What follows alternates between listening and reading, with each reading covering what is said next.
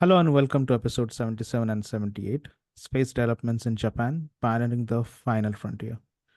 Today, to have a deeper look at the Japanese space industry, we have today with us Yui Nakama. Hi, Yui. Welcome to the podcast. Hi, thank Yes, you. absolutely. So, Thank you very much for mhm, joining us, and giving us your precious time. Because we haven't recorded any episodes on Japan space development. So you are the first one who are setting a benchmark, and we'll be building it slowly that, we'll be bringing in more perspectives on the deeper level from the Japanese side. So yeah, thank you very much, for kicking this off. amazing. That's my pleasure. I mean, actually, I'm always like thinking Japan's like we're doing a lot of things, but we're very less like publicity, international publicity. I mean, like everything, all the document is in Yeah, yeah. Japanese, and then I hear all the time from my like international friends and colleagues. It's so difficult to know, like, fully understand about the Japan's policy activities, whatever that. So yeah, I'm so happy to talk, especially with you, my friend, and thank you Yeah, for inviting me. This thank you. absolutely, yes.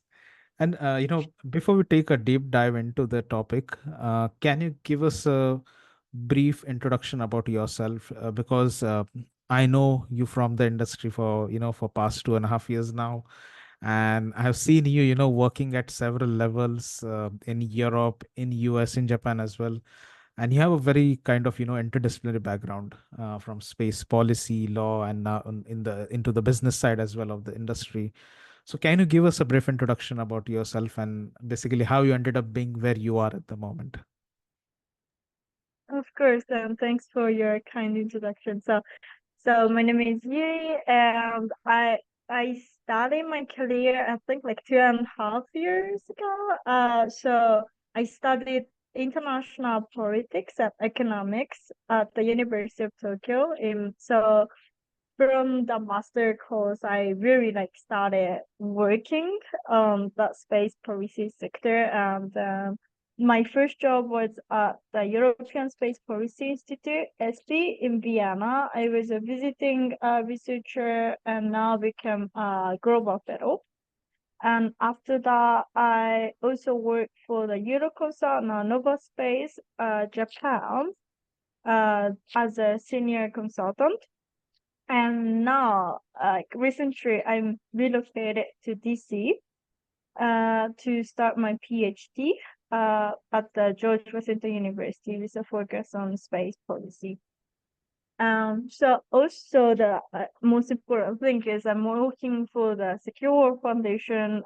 So as you already know, last month we hosted the sixth summit for space sustainability in Tokyo for the first time in Asia Pacific, co-hosted by with Cabinet Office Japan. So and then I'm still working for the summit as a assistant. Yeah. That's great. That's great. Yeah, it's a very inspiring background, I would say. And I think we'll be coming to that point at the end of the podcast. So I'll be asking a question for a student. But yeah, for now, we'll take a jump into the actual topic. So, what are some of the most significant space developments in Japan over the past decade from your perspective? So, first of all, so my research focuses on space safety, security, and sustainability. So I'm gonna really like kind of talk on that earlier. Yes. And I think the most significant kind of advancement in Japan over the first decade is like space sustainability, obviously, with astro scale.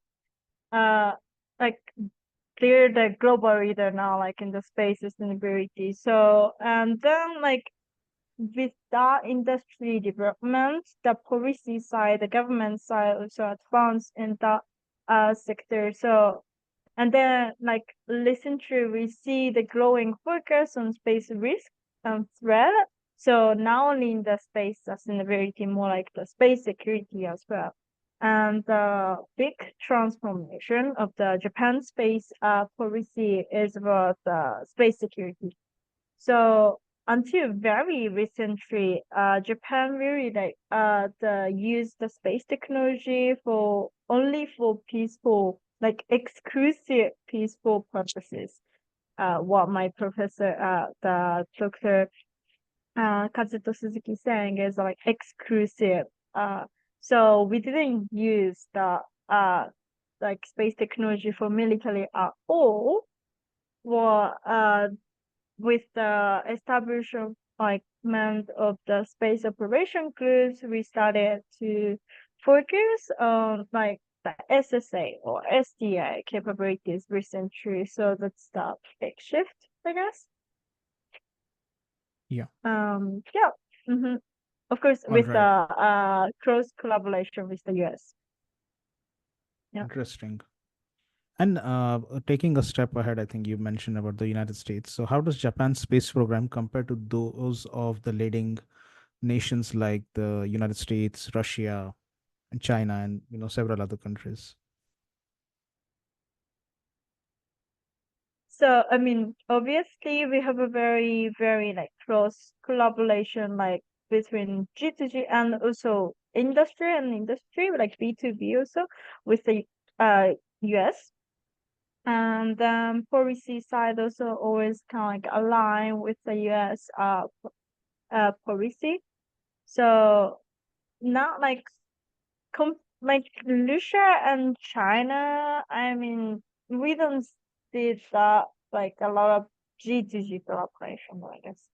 And even Europe, Okay. that's yeah, like even like industry partnerships, we don't see a lot of collaboration with the European, like more like the exploration, like MMX, we see that collaboration. But if I talk about SSA and SDA, we see more on the US and Japan side. And so what I can say is that like now like government of Japan is assessing focusing on which space sectors have the highest potential for like growth in the domestic market and enhancing international competitiveness. So now like we're striving to achieve supply chain independence, and to support Yes. this, the government has initiated its largest investment today, the Space Strategic Fund, which allocate 1 trillion yen over the next 10 years. So now like this is our like Japan's space program now. Yeah. Is that the correct answer? All right. And little bit, I would say, going deeper into the National Space Agency, I would say, and the general, I would say, the domestic capabilities as well of the Japan. So, can you elaborate on the role of Japan Aerospace Exploration Agency?